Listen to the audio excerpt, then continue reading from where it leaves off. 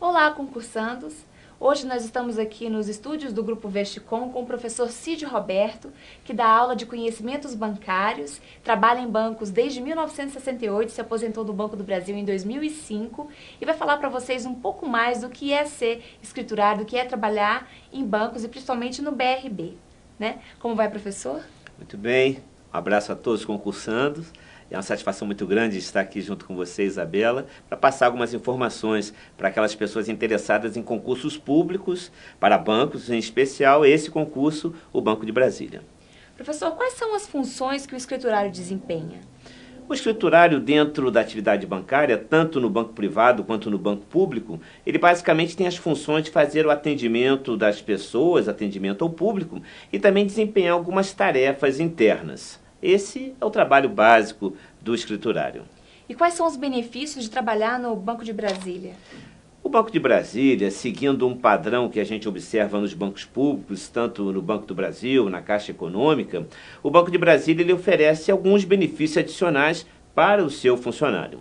Dentre eles, nós podemos destacar o auxílio alimentação, um auxílio para ajudar aqueles que estão estudando, uma parcela, um percentual do pagamento mensal de universidades particulares, um plano de assistência de saúde, um plano de aposentadoria complementar, auxílio creche, né, para as mulheres que trabalham lá e que engravidam, e também estende um pouquinho mais a licença maternidade para que as mães possam atender adequadamente os seus filhinhos recém-nascidos. Tem participação nos lucros também? Bem lembrado, semestralmente, quando tem o resultado do banco, não só o Banco de Brasília, mas o Banco do Brasil também tem essa prática, né? Os funcionários têm a participação, chamado PLR, a participação no lucro e resultado.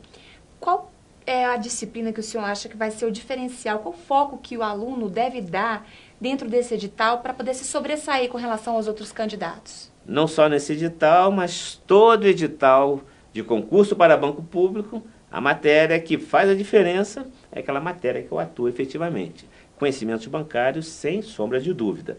Tanto é que nós teremos, eu acredito, se repetir o que ocorreu no ano passado, das 70 questões de conhecimentos específicos, nós tivemos 50 de conhecimentos bancários e tivemos 20 questões de matemática. Então, o peso mesmo diferencial é aquele que domina o conhecimento bancário. E dentro de conhecimento bancário, o que geralmente cai mais nas provas do SESP?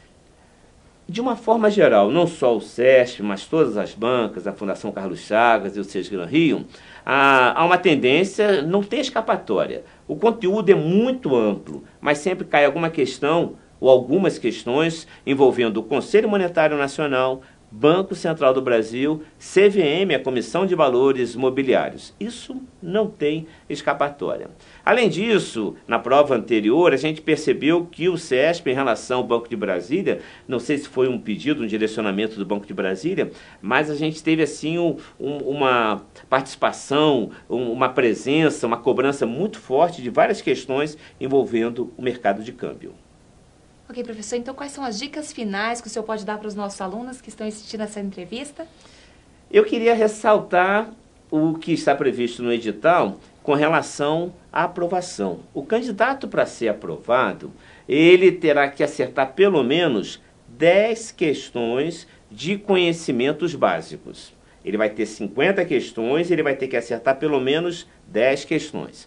Além disso, ele vai ter que acertar pelo menos 21 questões de conhecimentos específicos. Ele terá 70 questões de conhecimentos específicos e terá que acertar pelo menos 21 questões para ele não ser eliminado de cara.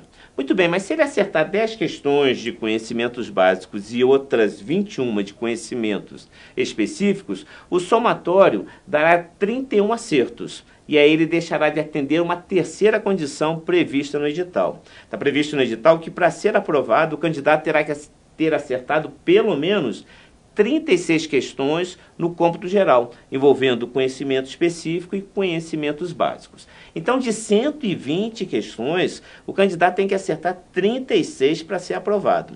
E aí cabe destacar o seguinte: Ano passado, a regra também era essa.